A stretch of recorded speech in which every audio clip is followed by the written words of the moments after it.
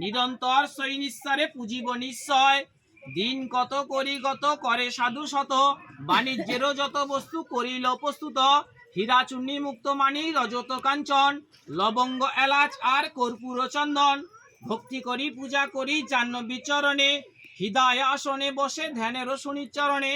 বাণিজ্যেরও নানা দ্রব্য তরিতে ভরিল, সুবাতাসে মন্নলাসে দক্ষিণে চলিল। এই মতে আনন্দেতে সকলে বহিল, সুবাত এসে 6 মাস পাটনেতে গেল। শনিবারে সৈনিশ্বরে পূজিতে করণ, তারি ঘটে রাখি তবে উঠিল তখন। করি ঘর ব্যাপারে বিকিনিকে করে, শনির রঙ্গে অপারে লভ্যকারী বরে।